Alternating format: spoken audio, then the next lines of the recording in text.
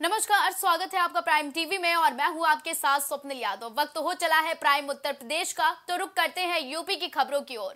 महाराजगंज में सीएम योगी ने जनपद को बड़ी सौगात दी है। जिले को करोड़ों रुपए का सौगात दिया गया है और साथ ही जिला मुख्यालय पर उच्च कोटि के ऑडिटोरियम का निर्माण करवाया जाएगा। सांसद पंकज चौधरी के आवास पर कार्यकर्ताओं ने खुशी की लहर है। आपको बता दें कि वहीं जनता ने भी सीएम और सांसद का आभार जताया है। इस बारे में सांसद और केंद्रीय वित्त मंत्री राज्य मंत्री पंकज चौधरी ने प्रेस कॉन्फ्रेंस करते हुए जानकारी दी है। पंकज चौधरी ने कहा है कि पहले से ज्यादा सीटें लेकर भारतीय जनता पार्टी सरकार में आएगी। जो बहुप्रत्याशित मांग थी कि महाराजगंज में कोई भी ऑडिटोरियम नहीं था, किसी कार्यक्रम को करने के लिए कहीं ना कहीं हॉल टेंट का व्यवस्था सारे लोगों को देना पड़ता था। आज माननीय मुख्यमंत्री जी ने, जो हम लोग की बहुत दिनों से हमारी विधायक की, सबकी जनता की मांग थी कि महाराजगंज में एक बढ़िया ऑडिटोरियम बने, और उसके लिए माननीय मुख्यमंत्री जी ने 12 करोड़ 85 लाख रुपए की स्वीकृति दे दी है। उसका जियो जिले पे आ गया है और साथ ही साथ जिले के सड़कों का विस्तार तो काफ़ी हुआ, लेकिन कुछ सड़कें बाकी रह गई थी, जिसके नाते आम जन को बहुत समस्या होती थी। जैसे चौक से सोनारी मार्ग था। मथुरा वृंदावन नगर निगम बोर्ड में शहरी विकास के लिए 587 करोड़ रुपए के बजट पर मुहर लगा दी गई है। वहीं बताया जा रहा है कि जनरलगंज स्थित नगर निगम कार्यालय में आयोजित बैठक में विपक्षी पार्षदों के सवाल आरोपों के बीच वित्तीय वर्ष 2024 से 25 के लिए बजट को ध्वनिमत से पारित कर दिया है। सबसे अधिक राशि 75 करोड़ रुपए शहरी क्षेत्र के पेयजल आपूर्ति व्यवस्था को दुरुस्त करने व अपशिष्ट निस्तारण पर खर्च की जाएगी। टूटी फूटी सड़कों और रोशनी व्यवस्था के लिए 44 करोड़ का प्रावधान किया गया है। लोगों ने टीम्स बनाई है, प्लस साथ ही डोर टू डोर में हम डबल करने वाले हैं। मथुरा वृंदावन में जितनी गाड़ियाँ चल रही हैं और आखिरी घर तक हम लोग गाड़ी भेजेंगे उसका कूड़ा उठवाने के लिए, और कूड़ा कलेक्शन भी हम लोग अपना बढ़वाने के लिए हम लोगों ने इसमें बजट में प्रावधान रखे हैं। साथ ही हमारी लाइटिंग को भी इम्प्रूव कराने के लिए, लाइटों की मरम्मत और नई लाइटें लगाने के लिए भी हम लोगों ने बजट में प्रावधान लेकर के हम लोग चल रहे हैं। और ये सारी चीज़ें हम लोग आने वाले वित्तीय वर्ष में और अभी जो हमारे आखिरी के 1-2 महीने बचे हैं उसमें भी हम लोग पूरे मनोयोग से इस पर काम कर रहे हैं। जैसे नाले खुले हुए हैं बहुत सारे, जिनमें कभी गाय गिरती है, कभी बच्चे गिर रहे हैं, इनको कब तक बंद कराया जाएगा? देखिए, ये चूँकि नाला बंद कराने का जो काम है उसमें उसका एक संभावित बजट पेश किया गया है 5 से 4 करोड़ का, और आगामी 24-25 का 587 करोड़ का बजट पेश किया गया है, जिसकी स्वीकृति सर्वसम्मति से यहाँ सभी सम्मानित पार्षदों ने की है।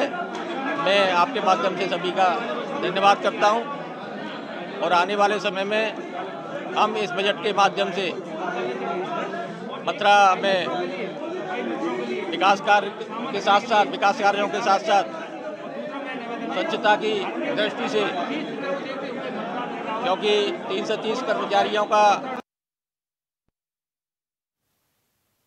पुलवामा में आतंकवादियों के द्वारा सीआरपीएफ के जवानों पर विस्फोट से भरी गाड़ी से जवानों की बस में टक्कर मारकर विस्फोट करने वाले आतंकवादी घटना में शहीद हुए परिवार के लोगों का दर्द आज भी झलक रहा है।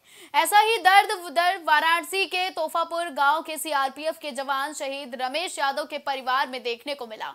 बता दें कि शहीद रमेश यादव की गई बताया जा रहा है कि शहीद के माता पिता और पत्नी के साथ ही 6 साल के बेटे ने शहीद रमेश यादव को श्रद्धांजलि देकर 5वीं पुण्यतिथि मनाई। इस अवसर पर स्थानीय नेताओं ने भी पुष्प माला अर्पित कर श्रद्धांजलि दी।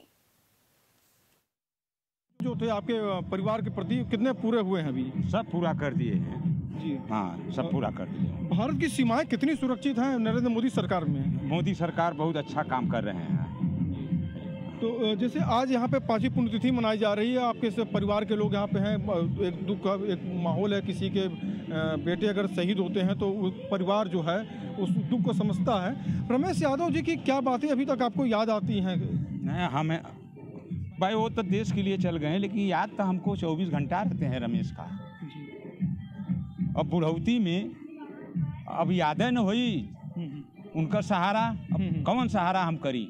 हाँ, अब तो आम जनता का सहारा करब, सरकार का न सहारा बा जी। बस देखिए, हमारे साथ और भी लोग मौजूद हैं यहाँ पे, स्थानीय नेता भी हैं। चूँकि एक किसी के बेटे शहीद हो जाते हैं तो उनके परिजन जो हैं थोड़ा सा एक बहुत बोलने की स्थिति में नहीं रहते हैं, और प्रयास भी होना चाहिए कि उतना ज़्यादा ना बात किया जाए। हमारे साथ मौजूद हैं कि हम जानना चाहेंगे कि जो यहाँ पर रमेश यादव जी जो शहीद हुए, चूँकि आप यहाँ से एक स्थानीय नेता भी हैं जी, तो बताते चलें कि किस तरीके के यहाँ पे वर्क आपने कराए हैं अपने पर्चे के साथ। मैं रामधारी यादव, जिला पंचायत सदस्य वाराणसी। सबसे पहले सरकार ने जो वादा किए थे, सरकार की नाकामियां सबके सामने जो है उजागर हो रही हैं कि शहीद के नाम पर जो सरकार के मंत्री, सांसद, यहाँ तक कि मुख्यमंत्री जी ने भी जो वादे किए थे हमारे हिसाब से पूरे नहीं हुए। शहीद रमेश यादव के परिजनों और उनके गांव के साथ व्यवहार अच्छा नहीं हो रहा है।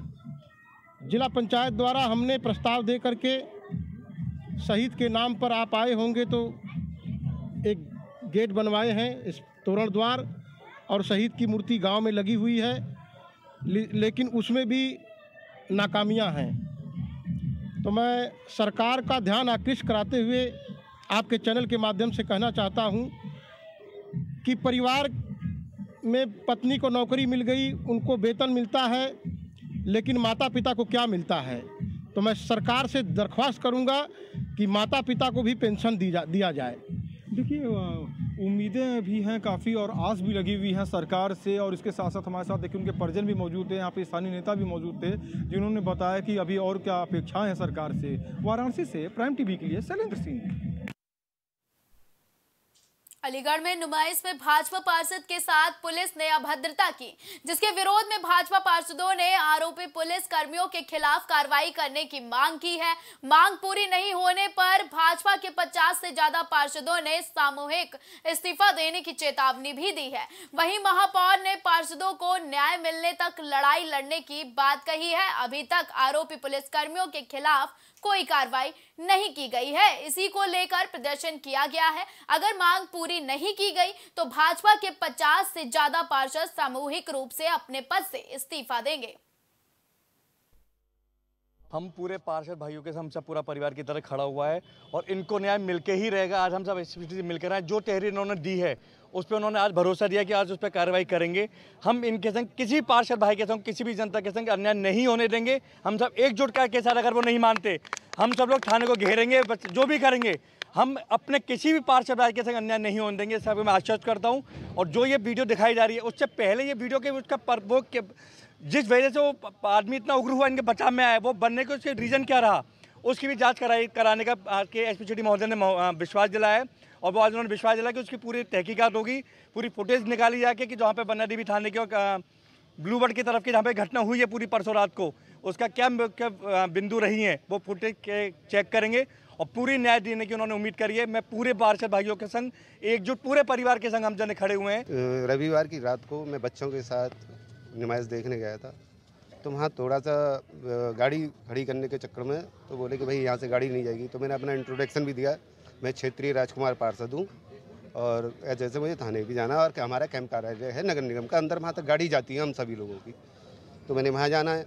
तो इतने में एक दरोगा जी आए और उन्होंने गलेमान पकड़ के बोले कि तू पार्षद होगा, और बड़ी बड़ी अभद्रता से गाली गलौज करी, मेरे बच्चों के संग पिटाई करी, मेरे बच्चों की भी डंडों से पीटा।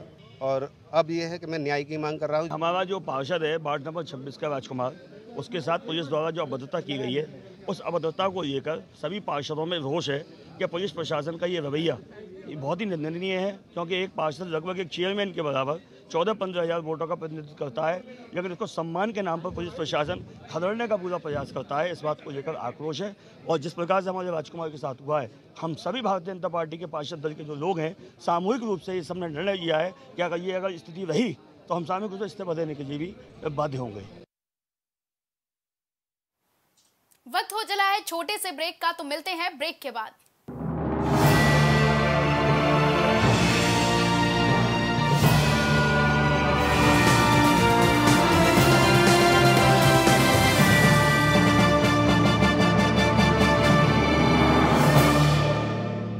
प्रधानमंत्री श्री नरेंद्र मोदी का संकल्प है कि देश का हर नागरिक पोषित, सशक्त और समर्थ बने। जब पूरा विश्व इस सदी की सबसे बड़ी महामारी कोविड-19 से जूझ रहा था, उस दौरान प्रधानमंत्री श्री नरेंद्र मोदी जी के नेतृत्व में भारत सरकार ने प्रधानमंत्री गरीब कल्याण अन्न योजना का संचालन कर देश के गरीबों की खाद्य सुरक्षा सुनिश्चित की। इसी संवेदनशीलता को जारी रखते हुए आज 80 करोड़ से भी ज्यादा लोगों को मुफ्त अनाज दिया जा रहा है। सभी को अनाज, पोषित समाज। अगर आप करना चाहते हैं अपने बिजनेस को प्रमोट, तो इसके लिए आपको चाहिए होगा एक सपोर्ट। बेहतर स्क्रिप्ट, शानदार ग्राफिक्स, बेहतर विजुअल, दिखाएंगे कमाल, जानकारी पहुंचेगी जन जन तक, आपका काम करेगा धमाल। इन सभी चीजों के लिए अब ना हो परेशान। Brand promotion, motion designing and video editing, 2D और 3D animation, television telecasting, social media works, script writing जैसे कामों के लिए आज ही कांटेक्ट करें 9267925186 पर। इसी के साथ ही आप हमें जीमेल भी कर सकते हैं vikasproduction.gfx@gmail.com पर।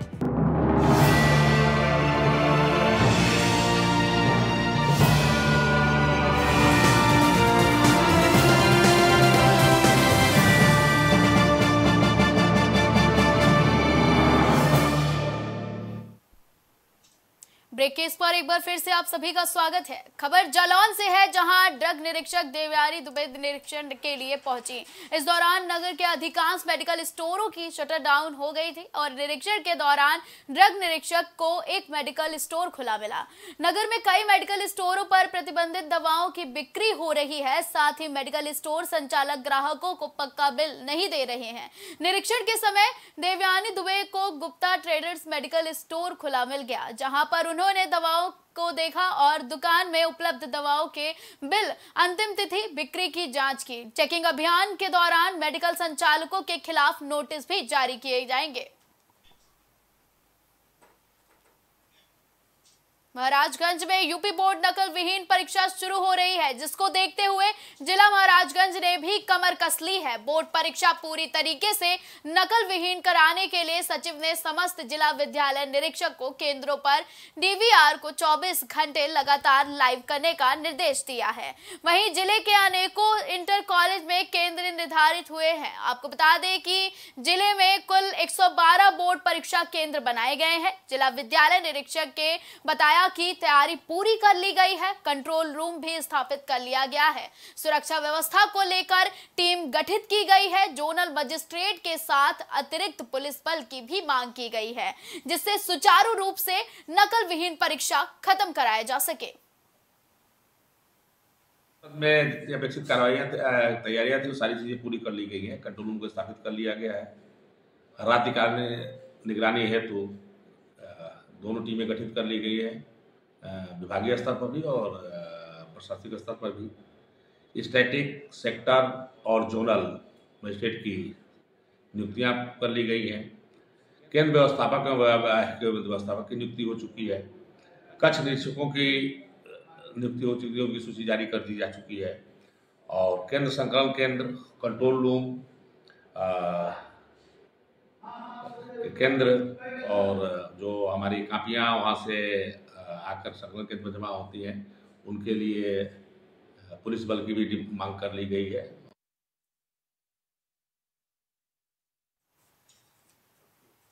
सुल्तानपुर में सीबीएसई, आईसीएसई बोर्ड सहित अन्य बोर्ड की परीक्षाएं जल्द ही आयोजित होने वाली हैं।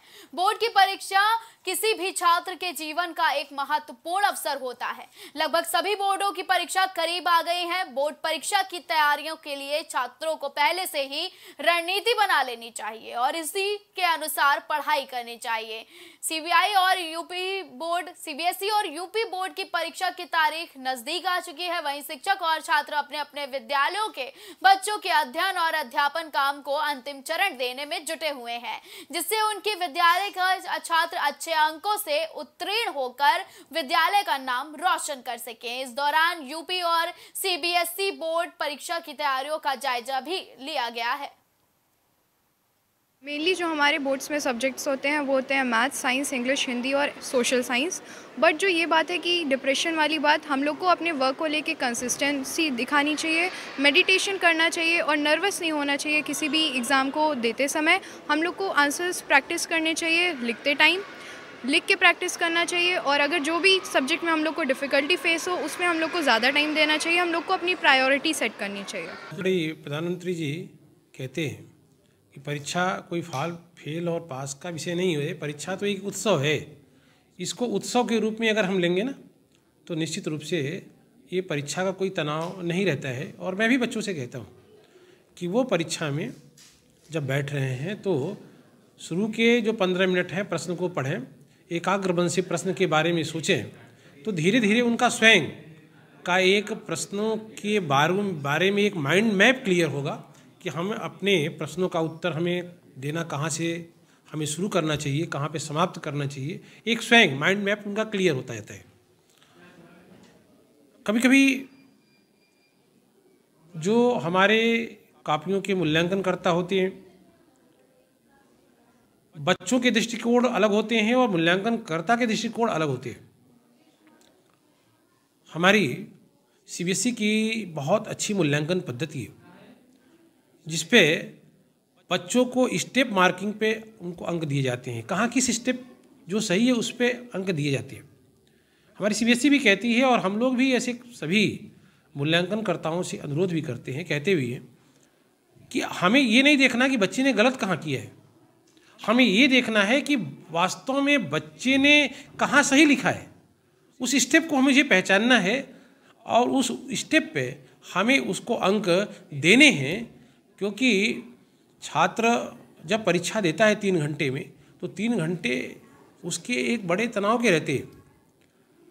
इसलिए सभी मूल्यांकनकर्ता को ये देखना रहता है कि बच्चे ने जहाँ सही लिखा है उस सही पर अंक दें। हर बच्चा एग्जाम में पूरी तैयारी के साथ जाता है, फिर भी किसी बच्चे को 100%, किसी को 90%, किसी को 95%, किसी को 80% नंबर मिलता है। ये सारा दारोमदार होता है कि बच्चा अपने एग्जाम के समय किस आत्मविश्वास के साथ चीज़ों को कैसे लिख रहा। देखिए, एक पुरानी परंपरा है कि परीक्षा में सबसे पहले हमको प्रश्न पढ़ना चाहिए, उसका अवलोकन कर लें कि इसमें से कितने प्रतिशत प्रश्न हमको आते हैं और पहली प्राथमिकता की बच्चे की है वही प्रश्न का उत्तर दे जो उसे सबसे अच्छा आता है, क्योंकि वहाँ से आत्मविश्वास बढ़ता है। और ऐसे में जब बच्चे ने एक प्रश्न कर लिया तो दूसरा भी लिख लेगा, तीसरा भी लिख लेगा, ऐसी सामान्य अवधारणा है। तो हमारी बच्चों को पहली सलाह कि प्रश्न पत्र कायदे से पढ़ें और प्रयास करें कि पहले उस प्रश्न का उत्तर दें जिसके बारे में उनको सबसे ज़्यादा जानकारी है, जिस पे उनका पूरा विश्वास है।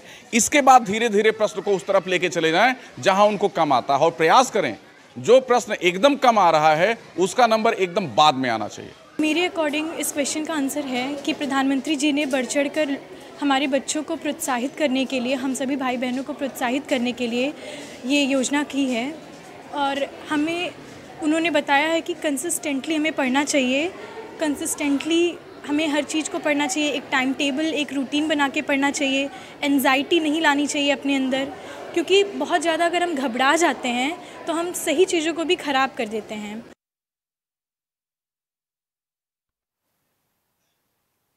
औरैया के अरवा कटरा थाना पुलिस के साथ झड़प किए जाने का मामला सामने आया है।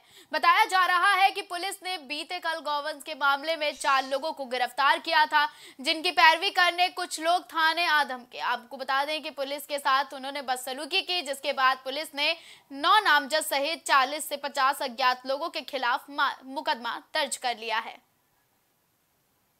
दिनांक 13 फरवरी 2024 को लखनऊ आगरा एक्सप्रेसवे के किलोमीटर संख्या 138 थाना क्षेत्र अरवा कटरा जनपद औरैया के पास से मुखबिर की सूचना पर एक डीसीएम संख्या यूपी 84 से 9450 से कुल 11 गोवंश बरामद हुए थे। इस प्रकरण में विजय कुमार दोहरे तथा बीरू दोहरे निवासीगढ़ तुर्कीपुर जनपद औरैया सहित कुल 4 आरोपी अरवा कटरा पुलिस द्वारा गिरफ्तार किए गए थे। तत्समय 2 आरोपी भीम दोहरे निवासी हरवाई जनपद मैनपुरी तथा तालिब निवासी इस्लामपुर थाना अजीतमल जनपद औरैया मौके से फरार हो गए थे। इस प्रकरण में सुसंगत धाराओं में अभियोग पंजीकृत कर अभियुक्तों को माननीय न्यायालय रिमांड हेतु भेजा जा रहा है। यह भी अवगत कराना है कि गोवध अधिनियम में गिरफ्तार अभियुक्तों के समर्थन में मध्य रात्रि के समय थाना परिसर में लगभग 40-50 लोग आ गए थे, जिन्हें तथ्य एवं साक्ष्य से अवगत कराते हुए थाना से बाहर भेज दिया गया था। संपूर्ण प्रकरण में गहराई से छानबीन करते हुए अग्रिम विधिक कार्रवाई की जा रही है। मौके पर शांति व्यवस्था संबंधी कोई समस्या नहीं है।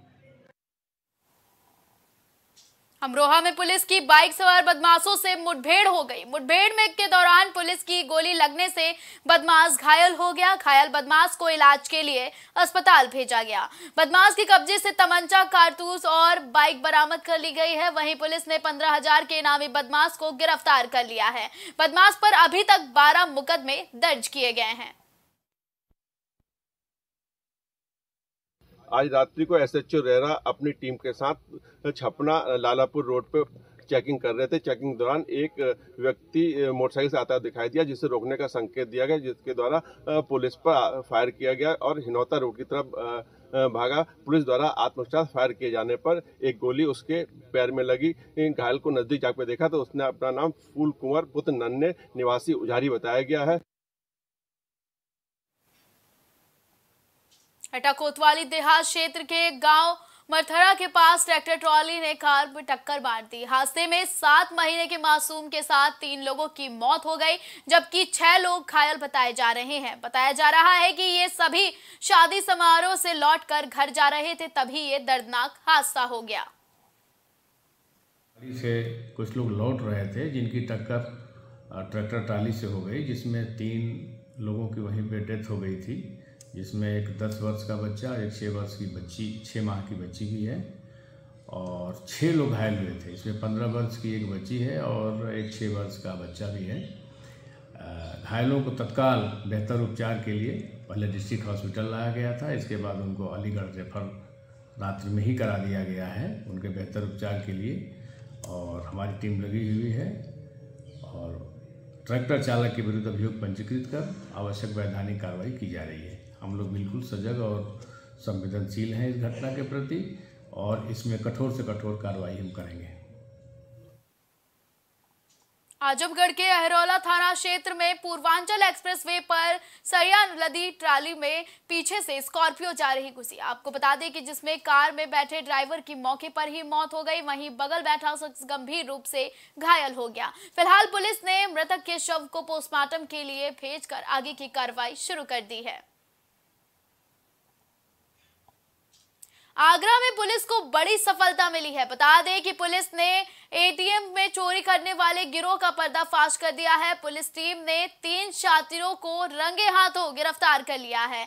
आरोपियों के पास से पुलिस ने 3,67,000 रुपए और 3 मोबाइल और एक स्विफ्ट कार बरामद की है। फिलहाल पुलिस मामले की जांच में जुट गई है। ये देखिए 8 जनवरी को एक एटीएम चोरी की घटना हुई थी कागरौल में, जिसमें लगभग 30 लाख रुपए चले गए थे एटीएम के साथ। तो इसमें पुलिस ने यहाँ एसओजी टीम लगी थी, यहाँ से सर्विलांस टीम लगी थी सीपी सर की, हमारी टीम भी लगी थी वेस्ट जोन की, और एसीपी साहब भी इन्होंने भी काफ़ी मेहनत की थी। इसमें कुल 7 लोग इसमें अभी तक प्रकाश में आए हैं। उसमें से 3 लोग आज हम लोग गिरफ्तार करके जेल भेज रहे हैं। इनके नाम हैं संतोष सैनी, नरेश उर्फ दिनेश मीना और विष्णु कुमार सैनी, और ये लोग राजस्थान के ही रहने वाले हैं। 4 लोग अभी भी इसमें वांछित चल रहे हैं। इनके पास से 3,67,000 रुपए, 3 मोबाइल और एक स्विफ्ट डिजायर कार बरामद की गई है।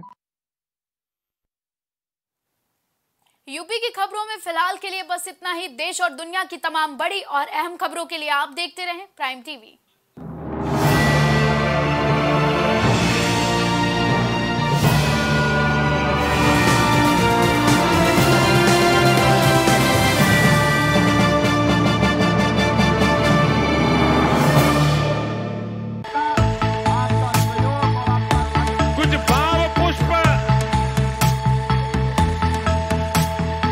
आप देख रहे हैं प्राइम टीवी, सच साहस सरोकार।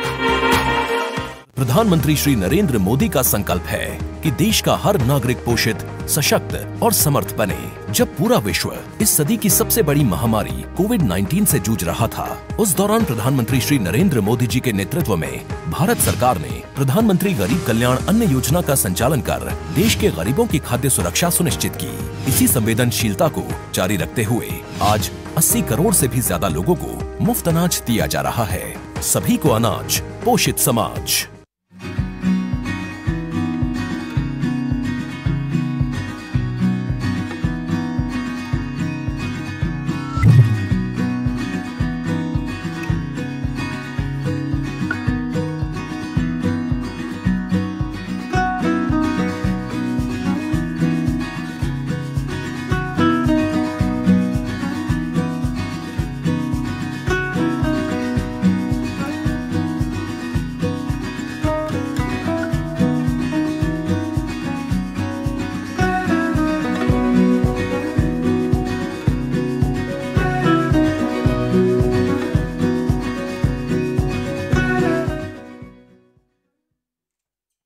अगर आप करना चाहते हैं अपने बिजनेस को प्रमोट, तो इसके लिए आपको चाहिए होगा एक सपोर्ट। बेहतर स्क्रिप्ट, शानदार ग्राफिक्स, बेहतर विजुअल, दिखाएंगे कमाल, जानकारी पहुंचेगी जन जन तक, आपका काम करेगा धमाल। इन सभी चीजों के लिए अब ना हो परेशान। Brand promotion, motion designing and video editing, 2D और 3D animation, television telecasting, social media works, script writing जैसे कामों के लिए आज ही कांटेक्ट करें 9267925186 पर। इसी के साथ ही आप हमें जीमेल भी कर सकते हैं vikasproduction.gfx@gmail.com।